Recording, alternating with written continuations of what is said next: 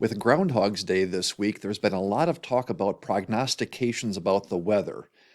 But last month, there were a lot of prognostications about the future of the stock market. Have you ever wondered what happens up to those market predictions? That's going to be our topic on today's episode of Friends Talk Financial Planning. Hi, I'm John Shear, and I run a fee-only financial planning practice in Middleton, Wisconsin. And absent today for the first time is Bridget Sullivan-Mermel, my co-host. She's out on vacation this week, and she'll be back next week to join us. So I'm excited to have a chance just to talk one-on-one here and show some slides and some things that I've been thinking about with regard to stock market prognostications. Before we jump in, I just want to remind everybody to subscribe to our channel. Click that subscribe button. That helps other people find us and get this word out there for some of the things that we're talking about here. But we talked earlier in the year about what the predictions are, like how to think about the markets and what actionable steps we can take about that.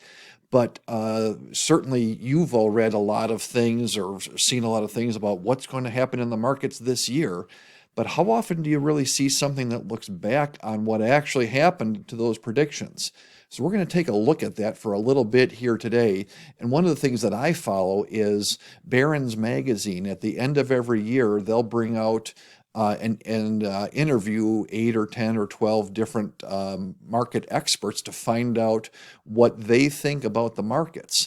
And these are some really smart folks, and what they do. And here's an example, and it's in microscopic print here. You can look it up yourself. But back in December of last year, of 2020, they said, what do we think is going to happen in the market? Some predictions. And kind of at the bottom, they say, well, what segments should we be looking at? What are the best things that we should be doing for the future, for the next year? And I just want to point out that these people, these are the best and the brightest, right? These people get paid a lot of money. They're super smart. And so you'd think like, hey, how does this stuff work out? Where do they think to be? And so what we did is we took a look at saying, what happened here, okay? And in, what do we have, 6 or 8 or 10 different segments. And so just from top to bottom, it's, this was, they were sort of neutral on energy. Real estate wasn't very favored. Technology, many people favored. Financials were the most favored, and so on. And down here, it shows what the returns were as of the end of the year, right? So it's the December 2020 predictions, end of the year, what did it look like? And if you ignored everything and just bought the S&P 500, here's where you would have been, right? Just right around in the mid-20s. You can see we had a few sectors that were above that, right? And then a few sectors that were below that. And take a look at, they got it right. Consumer staples and utilities, those were the least favored in the beginning of the year by the experts. Those ones did the worst. Real estate wasn't favored by many people, and that actually did really good. Energy was sort of neutral. And then you can see some of the most favored ones as well. And what I'd ask you to do is take a look at this for a minute and pick out the pattern in here. Right? And take a look, and if you're like me, you look at it and go, golly, there's no pattern in there. And this is not to say that these folks, I mean, again, these are the best and the brightest that are out there, but take a look at what happened. It's sort of a smorgasbord, a scattershot across the year. And the point is not that, again, these people don't know what they're talking about. They're super smart. The point is that it's really, really, really hard to predict what's going to happen. And even if you could predict it, taking advantage of it's even harder. So we don't need to do those things. We stick with a balanced approach and diversifying things out. That we're going to be in good shape with things. And let me show one other slide. So we look back at this over the years, right? And all these dots show different returns and how they fared. And you don't need to be an economist or a statistics guru, but what would happen is if the predictions were right on this red line here, all those black dots would be right around the red line, right? It would form a nice steady stream. And take a look at that and tell me what you see in there. And again, tell me the pattern. And if you're like me, the answer is there's no pattern in there, right? It's one of those things that's just across the board. And so that's just a really interesting thing to take a look at. That, yeah, we talk about sticking to a plan, and yes, you talk about, not trying to predict the future, but come on, we're all human, right? I want to predict. I want to know what's going to happen and what's going on with these things.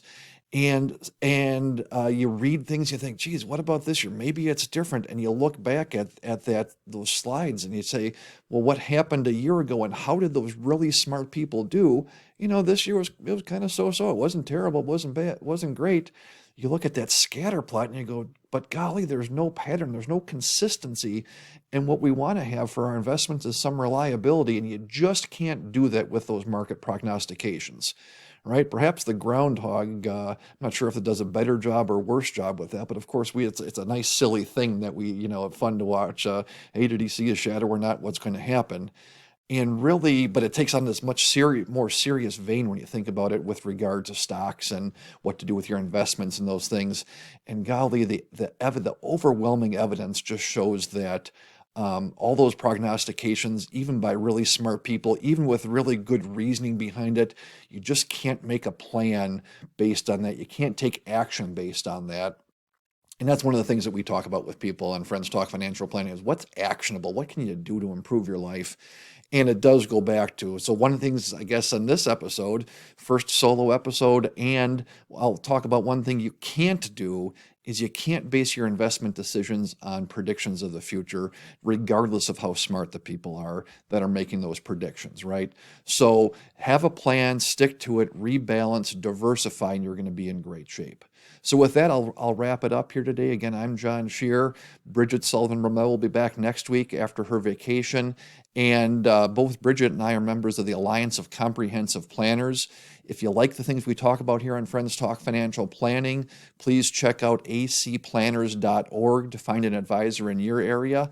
And don't forget to hit that subscribe button to help other people find us. And with that, until next time.